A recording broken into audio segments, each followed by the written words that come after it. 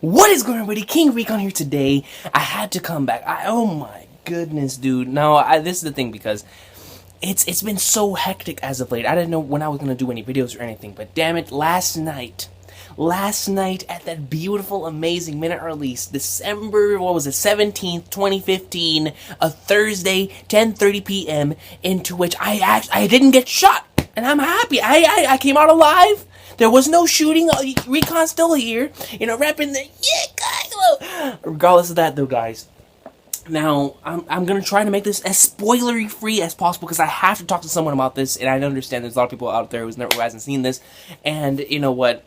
If you have not seen this, go watch it. Go watch it, please. Go watch this film. Because the thing is, guys, this is not gonna be a review. This is just gonna be my thoughts because I can't make a review. This is Star Wars. It's just one of those things I can't make a review for. It's something I love a lot, and I don't really care for movies much. I'm not a movie guy, but when it comes to Star Wars, that is my shit, man. This is my series. Like this is my thing. My thing is one of the reasons why I set the main setting in my little books in space, because I was so inspired by Bebop and Star Wars when I was younger that I was like, I have to. It's something that really entices me, and it's the reason why I love this film so much. It's the thing that prequels didn't give me. All right. So let me just get right into it. The reason why I love this film so much, and why, without a doubt, The Force Awakens Episode 7 is in my top 3 Star Wars films, is because it gave me what I always loved about Star Wars. Whenever I originally watched it, and that is I'm talking about, guys, the beautiful scenery, the stunning visuals, and dude, the amazing on-set locations, man. You can tell the difference between this and what we saw in the freaking prequels. Everything just looks more crisp. It looks kind of like how the originals did. On set, people. On set. It looks great. It's shot great.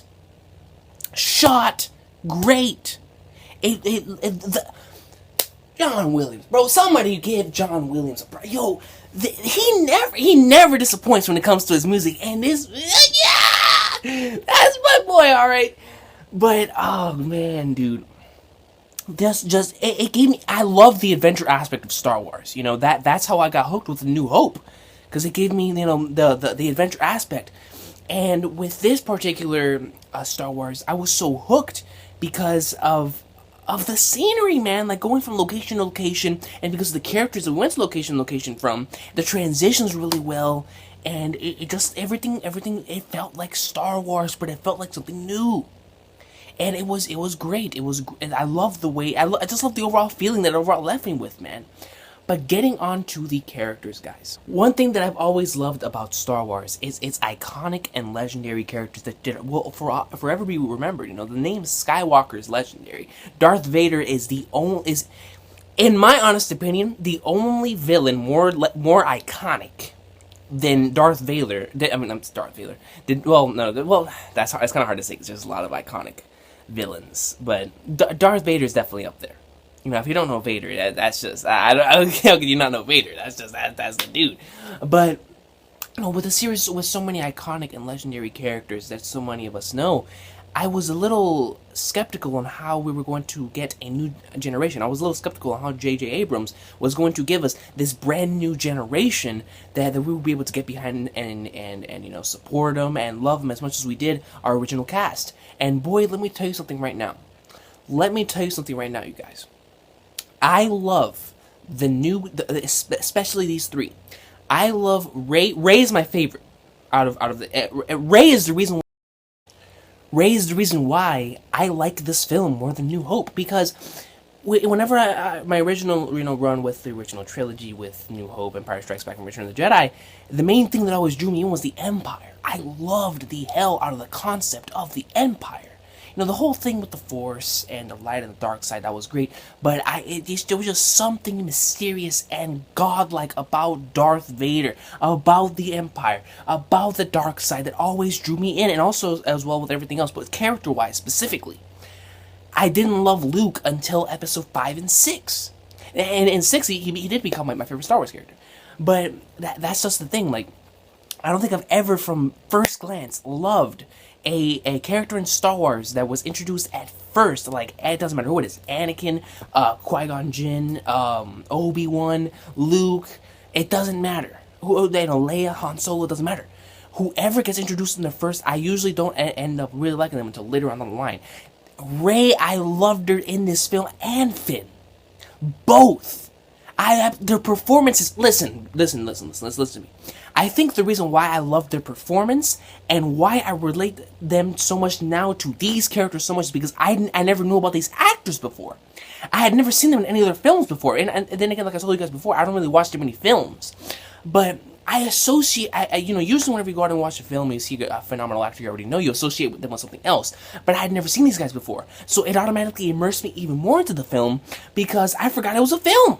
And I was so into it that, and their roles were so good, so genuine, that it's like, that's them. And it was just played so well. And especially in the Rey half, man. Like, usually, like I said before, I damn sure prefer the Empire, and the Empire was, or I'm sorry, the Dark Side. And the thing is Kylo Ren was great. He was fantastic. I love his character. His character has his motivations, and the thing is, for the first half, or I should say, for the part where you don't know who Kylo Ren is, and he has the mask on, and you're like, yo, like this dude is a beast because he's mysterious and he's a savage, and you like that. When you find out who he is, and you find out his motivations, you find out why he does what he does, you find out. You gain respect for how great of a villain he is because of the motivations that he has, and you can understand him. You definitely need that when it comes to a villain, especially in movies. But listen, dude, that's just the thing. Like, that's how good to me Rey and Finn one is, especially Rey, dude. Like, I don't know, it was just so good. And the thing with the prequels that I always had a problem with is that the prequels, they had a sort of thing to where they would always talk about what they were going to do. There was a lot of talking. But in this movie, the exposition was kept to a minimal, and they showed you more, and that led more towards the adventure aspect, and that led more towards shocking reveals. That led more towards you getting immersed. That led more towards you getting actually acquainted and actually relating and loving these characters. And that's when the episode 7 did really, really well, transitioning just like the originals did, from scene to scene to scene. Not scene, talk, scene, talk. There was talking, there was necessary talking, though. It wasn't just long, dragged out scenes of talking. It was down packed. You got what you need to do. We keep on going. We keep the story moving. And another thing to this movie that I really, really loved, which is the thing that if you have been acquainted with me for a long time, you know that I love, is comedy. This movie had great freaking comedy. I literally laughed hard in that theater. And because it was hilarious. There was a lot of really good humor in this movie, and I love good humor. I absolutely love good humor, which is why a lot of these series that I read are usually very, very heavily, they're really, really heavily filled with comedy. It's because that's just me. I love laughing. So this movie had a lot of that, really, really, because it just felt natural between the characters and Dude, listen, man. Now, I was a little worried, man, because, look, how can you replace R2-D2, right? I was thinking to myself, I was like, man, how in the world? Because at first, I was like, the whole concept of BB-8, I was like, I'm not sure if I'm able to get... I love BB-8, man. He's cute, he's funny, and he's not annoying. Like, I love it. BB-8 is awesome. I need to tell you BB-8 immediately. He's cool. He's nice, and I like him. I really, really like BB-8. And it's just another thing, adding to this brand new generation we're about to get. And J.J. Abrams started off with a fantastic start. I get behind the heroes, guys. You guys know me. I'm a villain man. I love villains. Even before I saw the movie, I was like, yo, Kylo, let's go.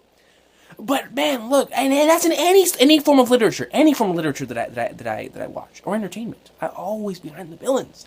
But in this movie, guys, I actually really, really liked Rey and Finn. I mean, for God's sakes, they just nailed everything right, at least for my tastes, and it was great. And man, dude, because the thing is this movie left me wanting more. Like, I wanted episode 8 immediately. I want it immediately, and it's like I haven't felt this way about Star Wars in so long, man.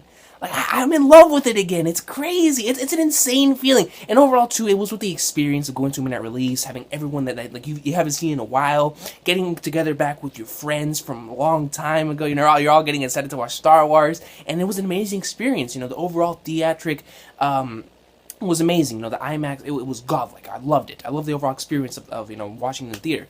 But I loved the way the movie gave us what we wanted, but it gave us so many questions.